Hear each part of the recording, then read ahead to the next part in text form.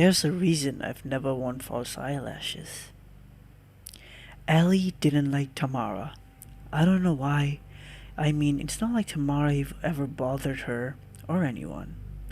Tamara was the classic quiet loner kid, complete with black fishnets, fingerless gloves, and choppy bright blue and black hair. She was the only alternative kid at the school, so she wasn't exactly swimming in friends. She was really good at makeup though. It was her passion. Rumor had it that her mom bought her all kinds of super classy, high end makeup to use. She'd come to school with a face like out of a fashion magazine, and she always had these long false eyelashes. Other girls in school tried to wear them too, but they could never get them to stick, and the edges would be coming off their eyelid. Or they tried to put their eyeliner on over them and totally messed it up. Not Tamara, though. Hers looked flawless, like they were her natural eyelashes, except of course that they were freakishly long. I think maybe Allie didn't like her because she was so good at makeup. Allie strove to be a pretty, preppy blonde. Like, that whole high school stereotype was her jam. It's all she wanted. It was important to her the way nothing else was. And she did a pretty good job being that girl. Except that her makeup was just bad. She just couldn't seem to figure out. Her eyeliner was always crooked. Her foundation was always on the wrong side. The other popular girls would snipe at her about it.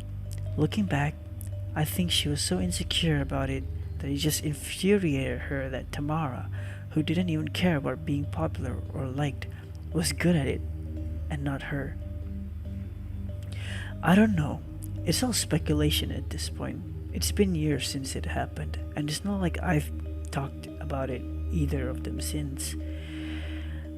The day it happened, Ali was ragging on Tamara. Again, she did that a lot. Went out of her way to call Tamara weird or a freak or ugly. I didn't like it, to be honest, and I should have told her to knock it off. But Ali was my best friend and I didn't want to upset her, and I was a coward. I was a million things but a good person. Then again, that's kind of what high school is like, isn't it? A bunch of sneering little assholes who haven't learned human decency yet. So Ali was making fun of Tamara like always. And just before the bell rang for the first period, she sneered, "Those falsies are so trashy. You look like you stuck spider legs on your eyes. But I bet you like that, don't you, you freak?" Tamara didn't say anything. She never said anything.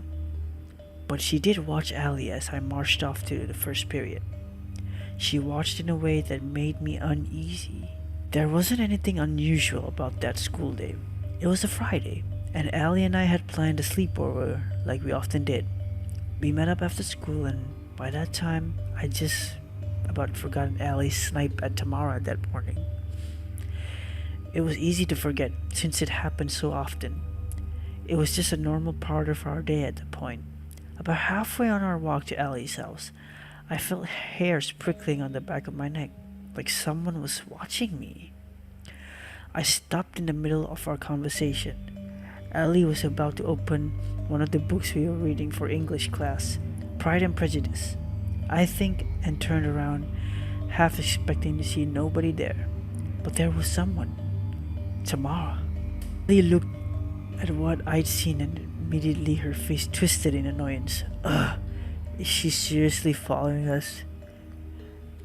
Maybe she's just walking home too, I said. As if she never walks this way. I would have noticed her. Something else struck me as strange about the situation. Tamara had stopped walking the moment we had. She was just standing there, watching us. Let's just keep walking, I said. And that might have been the end of it. Except that Ali could never let anything go, especially not when it came to Tamara.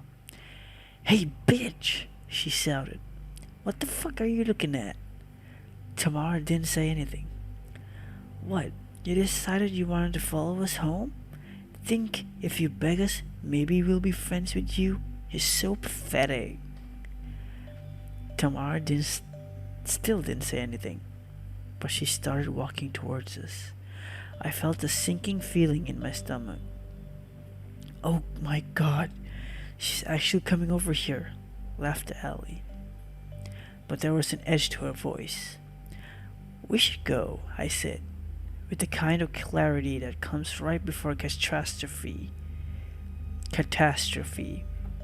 When you can see the train coming and know you need to get off the tracks. No way, I want to see what she does. Tamara stopped a few feet from us. Why me? She asked calmly. It suddenly occurred to me that I'd never actually spoken to her, and she'd never spoken to me, to either of us. Why you? Ha ha ha ha. Why do you think you're special or something? I am special, she said quietly. Oh, brother, did your mommy tell you that? Are you gonna go home and tell her that the big girls are being mean to you? Allie affected a crybaby pout, which I only noticed out of my peripheral vision. I couldn't stop looking at Tamara. I couldn't stop my instincts that were screaming that I needed to get away from her. You're not answering my question. Why me? Suddenly, Allie's playful demeanor dropped, and I could practically feel her rage. Who the fuck are you to demand anything from me? Well, who do you think you are? Not who, said Tamara. What? What? Repeated Allie. That's when Tamara's eyes started to move. At first I thought she was just rolling them weirdly to freak us out or something, but then they started bulging out of her eye sockets and sort of wriggling around, like they were trying to wriggle out. And then they did wriggle out, that is. Two pairs of eyes plopped right out on the pavement. Except they weren't just eyes, they had legs, like tons of long spider legs, and so they could scurry around on the ground. They looked a lot like the false eyelashes Tamara wore every day.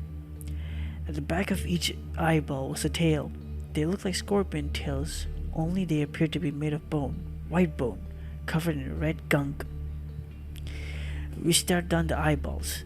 Then I looked back at Tamara. Her eye sockets were empty and bleeding, red rivulets running down her pale skin. She was opening her mouth slowly, and I saw something wriggling inside, something that had a lot of legs. Allie screamed in pain and clutched my arm until it bruised. I looked down and saw one of the eyeballs was on her shoe, and its bony tail had stabbed her in the ankle. I swore I kicked it off, sending it flying towards some bushes. The other eyeball was scurrying toward me. I yanked Ellie around and let her hold on to me while we fled. We ran all the way home, Ellie sobbing, What the fuck? What the fuck? Next to me. When we got in her front door, Ellie practically collapsed, screaming about her leg. I looked and saw that the cut from the eyeball, the thing had gone really deep. Her pant leg was soaked in blood and she just wouldn't stop screaming. Her mom was home and saw what had happened. She rushed us both to the hospital, begging me to try to keep Allie calm in the basket. It was the longest car ride of my life, despite the fact that the hospital was only 5 minutes away. Allie ended up needing stitches. The doctor said that whatever she tripped on, that was the story. She gave in the moment of panic, and after they asked. She tripped and hit something on the way down, had sliced her ankle clean to the bone. There was talk of nerve damage. I didn't know that was even possible. By the time they were ready to send her home, Allie was pale and shaking and total silent. She stayed pretty quiet for days after that. I stayed by her side, waiting for her to snap out of it, but she didn't, not really. A few days later, she went to the hospital due to a fever and redness around the cut. Turns out it had gotten infected, which required a pretty intense hospital stay and a lot of antibiotics. I stayed with her as often as I could. My parents even let me miss school for a couple of days so I could stay by her side. By the time she was out of the hospital for good, Allie was a different person. She was quiet and jumpy. She was always looking over her shoulder. She wasn't as confident, or at least she didn't act as confident as she once did. I tried talking to her about what happened, but she completely shut me down. She wanted to pretend it never happened. She never bothered Tamara again. Never so much as looked at her. Tamara didn't bother us either. She remained quiet and alone, like she always was. It's been years since then. I'm still friends with Allie. She's recovered, I guess, from what had happened, but she's not the same person. I've never heard her say a bad thing about or to anyone else, so I guess the change isn't all bad. But I know she still has nightmares, and sometimes I still have to talk her down from panic attacks. As for Tamara, she went on to become a big makeup artist on YouTube. No, I won't tell you which one. I watch her videos once in a while. Sometimes I'll see one of her eyes just move just so, and I'll wonder if anyone else ever noticed that they don't seem to want to stay in her head. So I found a mask made of flesh in my grandpa's attic. My grandpa's an interesting man. He served in the Korean War before he could grow a mustache and walk away with a rack of metal heavier than a brick. Since then, he's had a series of careers including used car salesman, librarian, and most famously, archaeologist. I use the term famously a bit loosely, I'll admit. He didn't make any world-changing discoveries like uncovering King's Tut tomb or finding Excalibur. He did, however, ignite my family's imagination with his lavish descriptions of history. It was my favorite pastime of my family listening to Grandpa speak. We'd crowd around him every gathering, be it Thanksgiving or Christmas or Easter or just a Sunday supper. He'd regale us with tales of wonder and mystery. He spoke of the Ark of the Covenant, Blackbeard's lost treasure, and the Amber Room.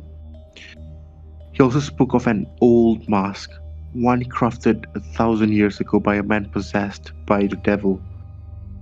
It was called the Mask of Ashes, and if you put it on, you'd be given a vision of the future. The only time he mentioned this mask though was after a night of heavy drinking on Christmas Eve 1987. When I asked about it next evening at supper, he dismissed it. I had a lot of drink last night, he said.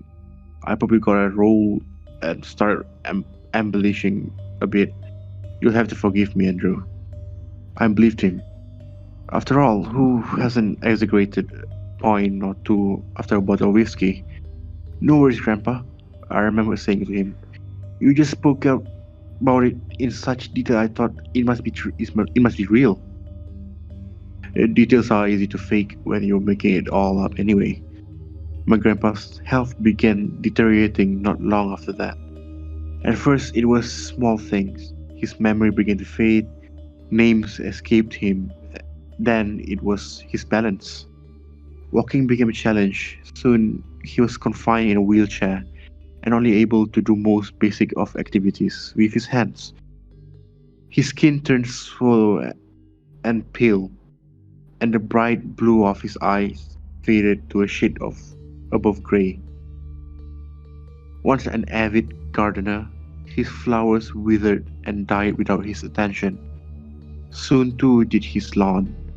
It wasn't long until his lovely red house looked more like a condemned property, covered in dirt and worn out from the weather and years.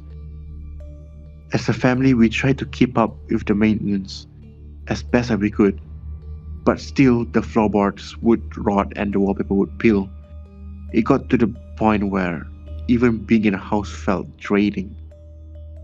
To ensure Grandpa got the best care when he needed it, we hired a live-in nurse to look after him.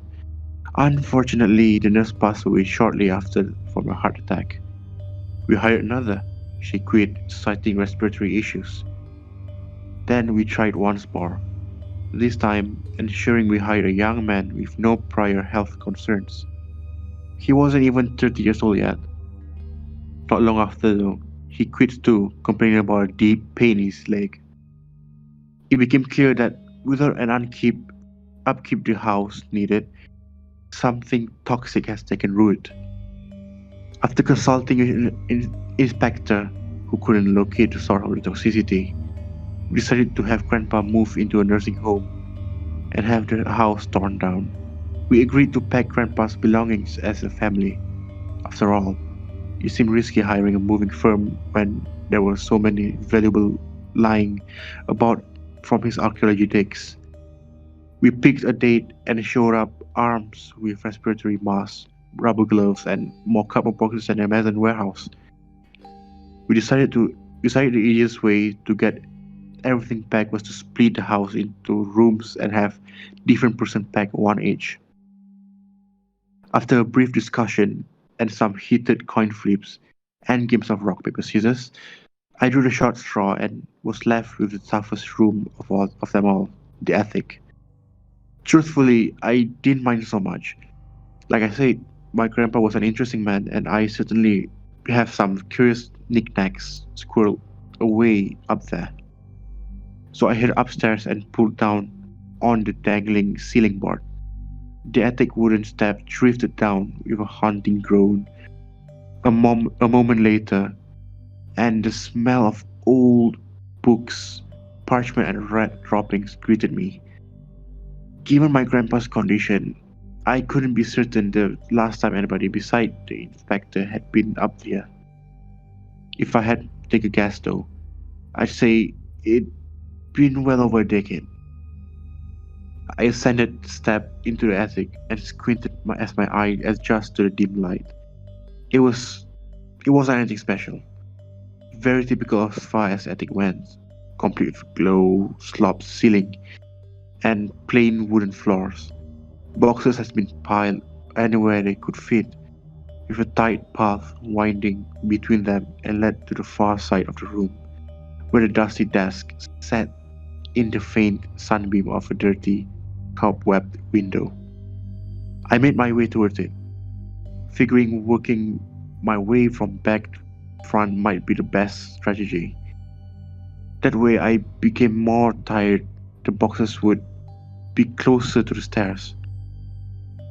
I suddenly thanked my grandpa for already having just about everything already tucked neatly away and resolved to get to work.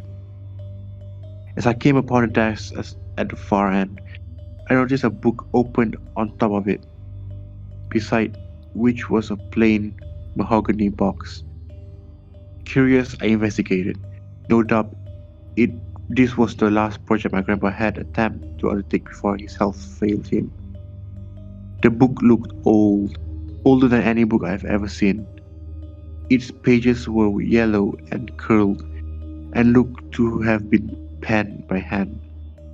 It was bound with sinew between two thick leather covers. Creepy, I said, softly brushing my hand over the surface to clear the thick layer of dust. I revealed a page littered with symbols. Whatever language it was written used sharp, jagged characters to denote its alphabet. I'd never seen anything like it. Well, into the boxes with you, I said, having a sigh.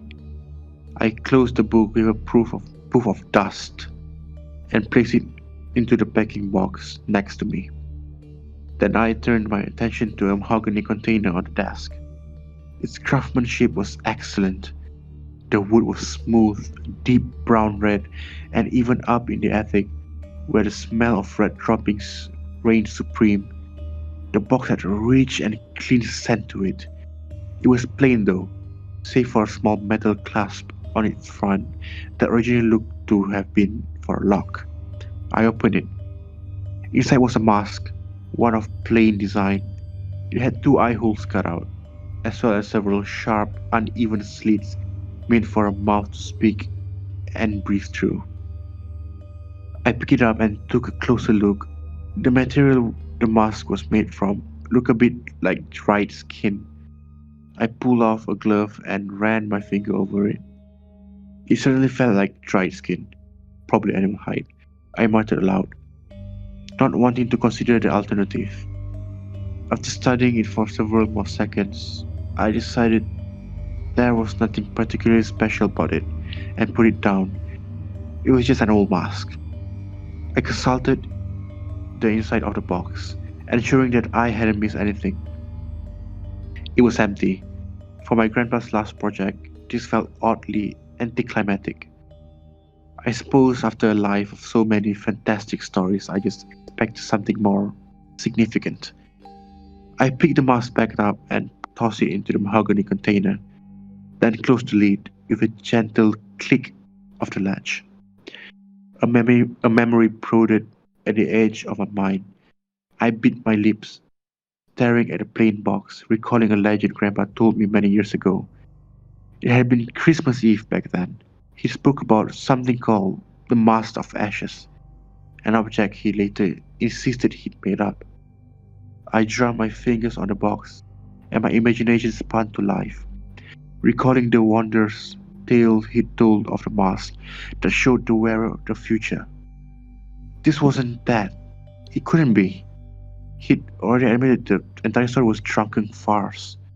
And yet, I opened the box.